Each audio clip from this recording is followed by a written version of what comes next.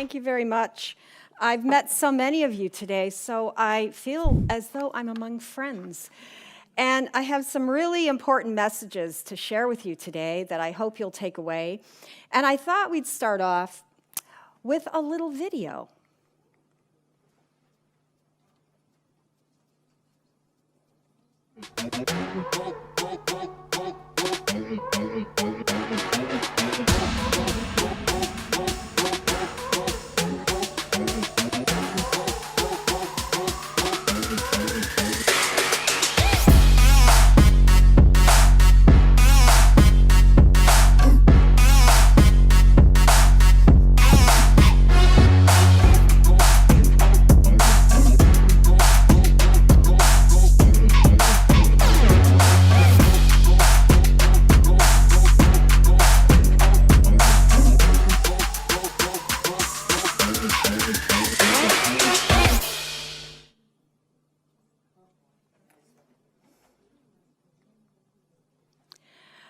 Today I'm going to talk about 4 subjects.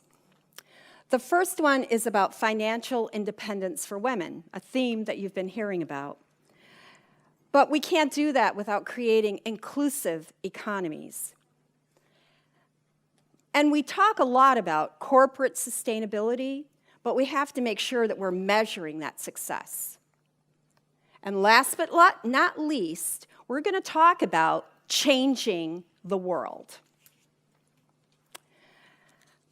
When I talk about financial independence for women, I also was asked to tell you a personal story. My grandmother was born in 1900.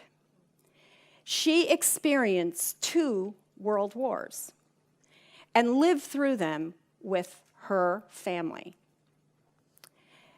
And what she did understand was the value of money. She managed the family farm since her husband worked on the railroad and was gone most of the week. And in order to help the family out, she sold eggs, milk, vegetables, to have that little bit of extra money aside for family needs.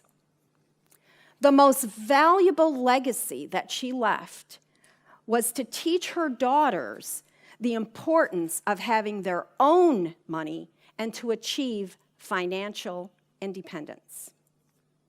My mother got married, had a very comfortable life with my father, had me, and was actually doing pretty well.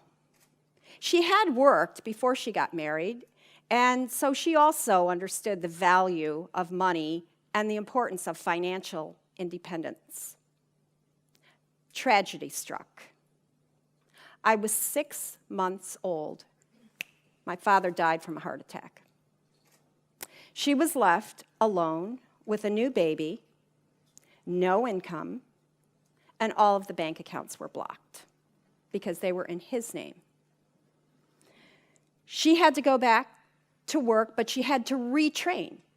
So she went to night classes, she learned how to type, she went back to work, and she knew how to support herself and her family. Therefore, I understood from a very early age the importance of achieving financial independence. What does that mean exactly? It means I'm able to support myself and my family if needed. I have my own bank account in my name. I have access to credit in my name. I was able to do those things and did not depend on anyone else to finance or to approve my choices. Not all women have those choices around the world, and it's important that they do. A McKinsey Global Institute report finds that $12 trillion could be added to the global GDP by 2025 by advancing women's equality. Financial independence is important for women. However, financial inclusion is an important part of the economic strategy and ecosystem that we've been talking about yesterday of the public, private, and social sectors. And to make this happen, we need to act together. We need to close the gender gap in both work and society.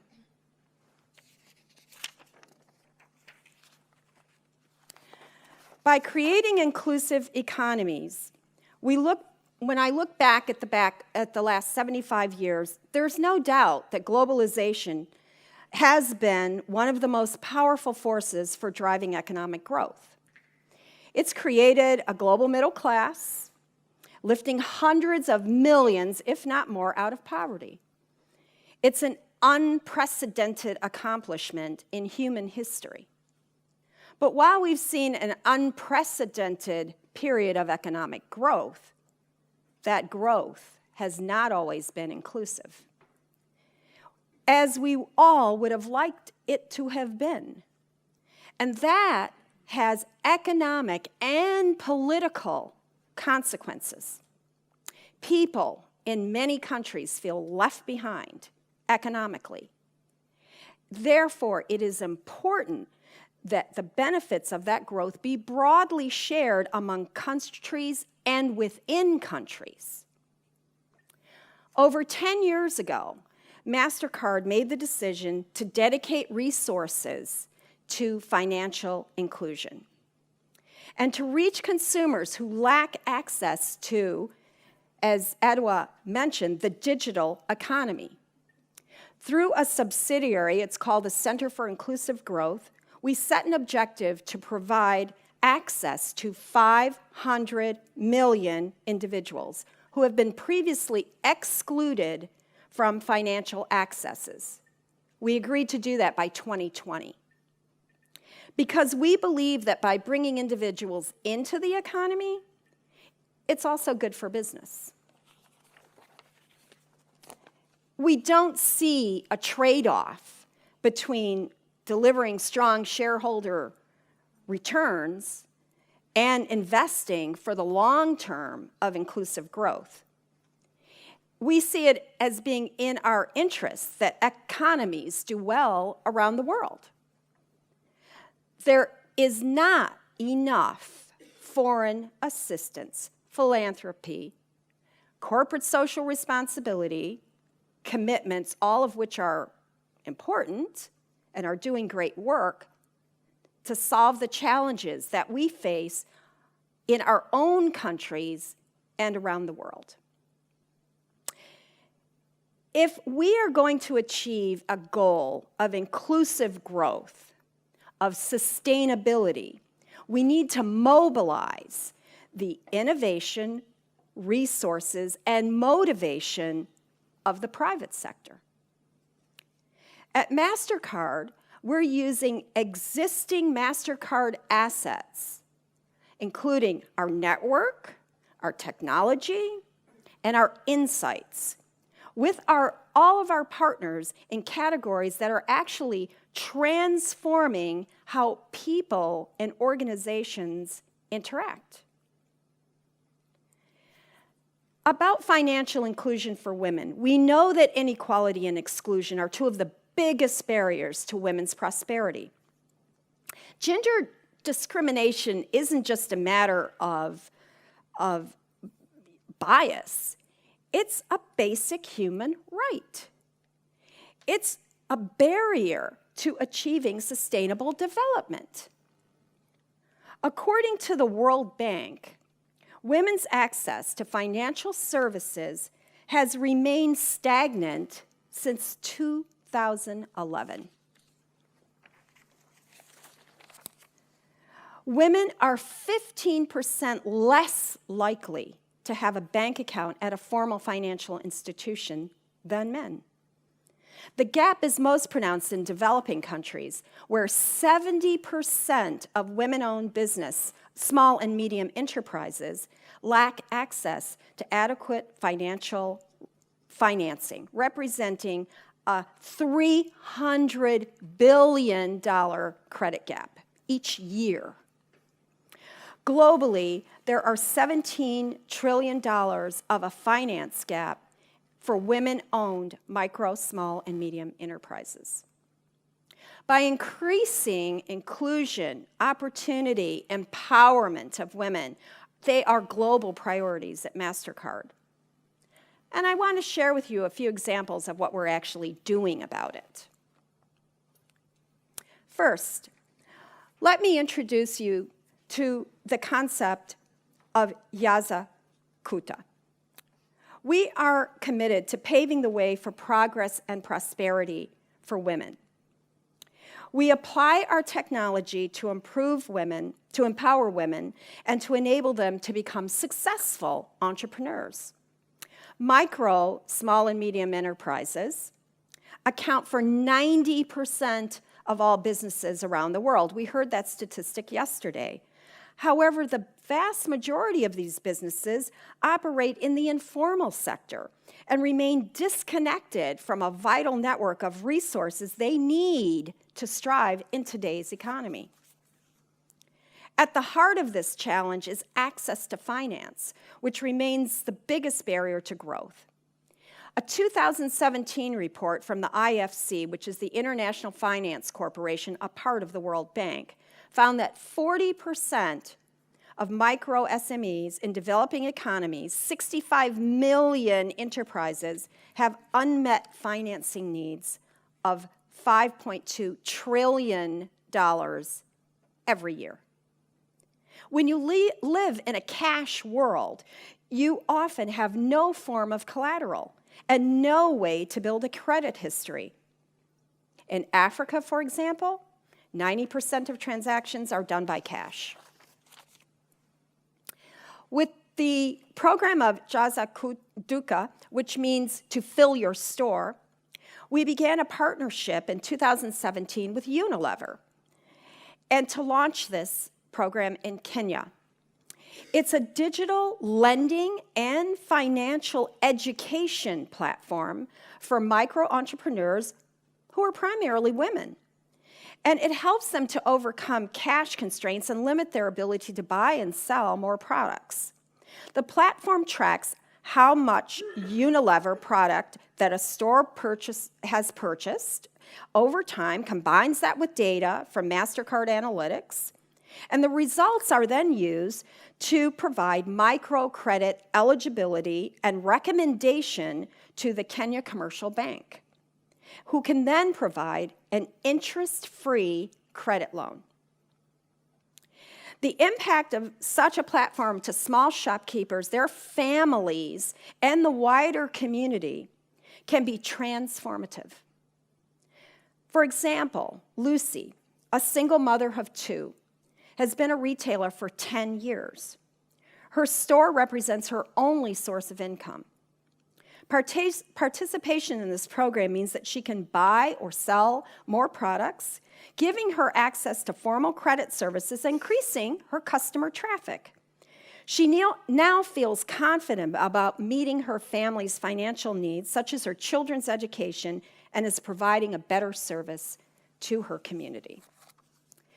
To ensure responsible use of credit, the Center for Inclusive Growth, a MasterCard philanthropic initiative, is providing those micro-entrepreneurs with training on financial and business skills.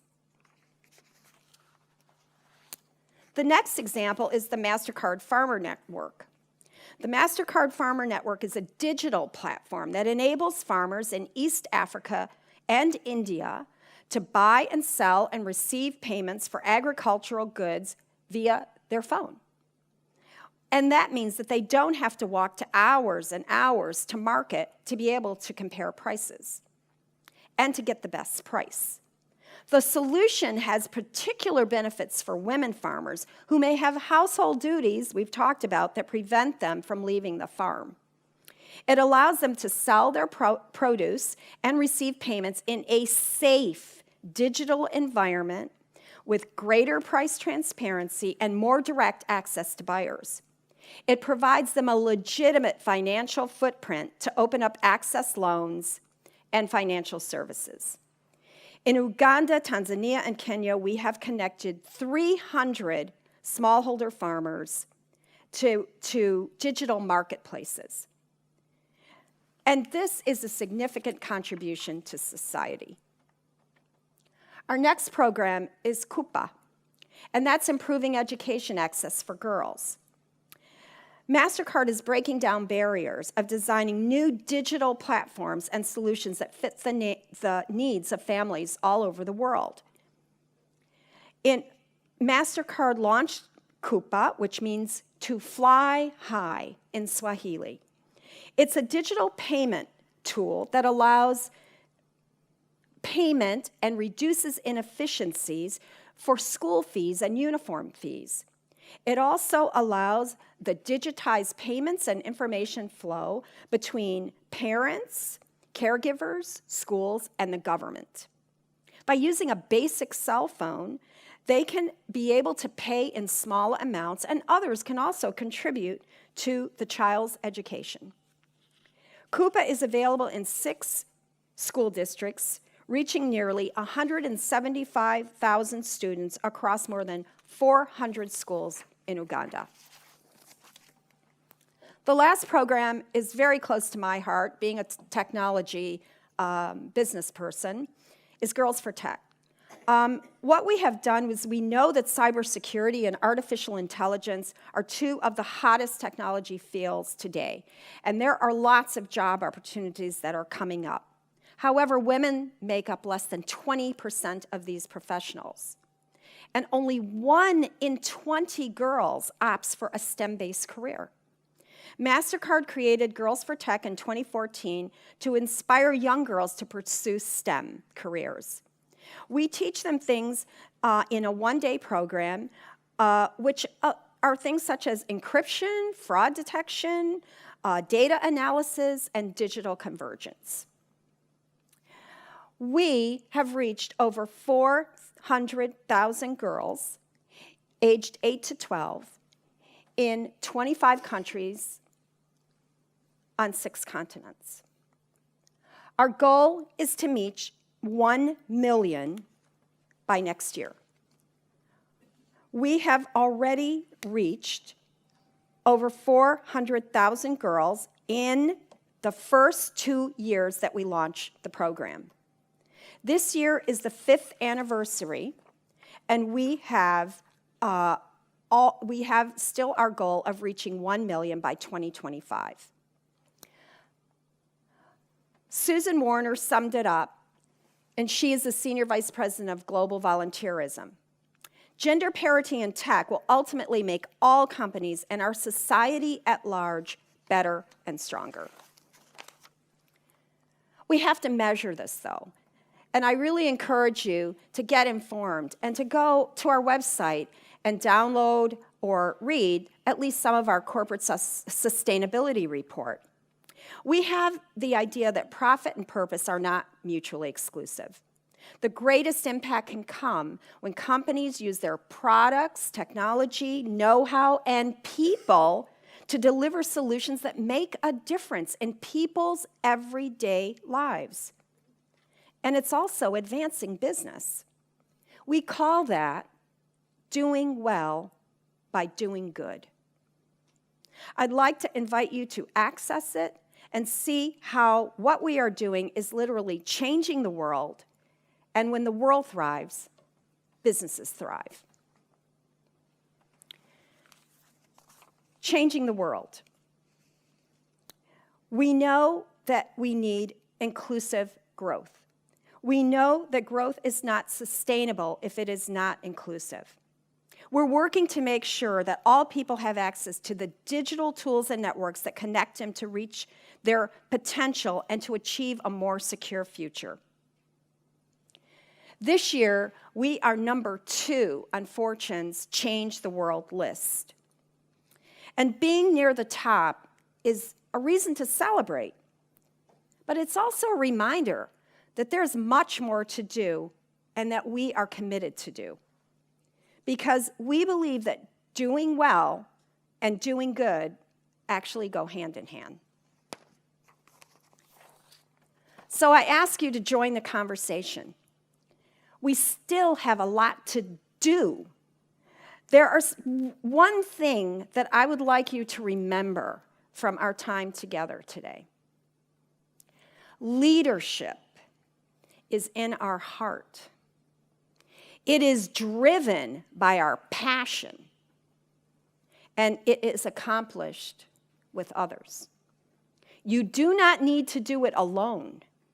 Whatever or however you choose to lead, it can be multiplied by others who you inspire, encourage, or mentor.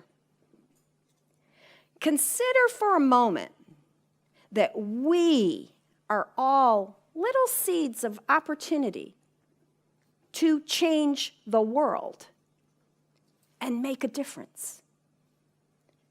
Join the conversation. Get involved. Now is the time to rise and lead.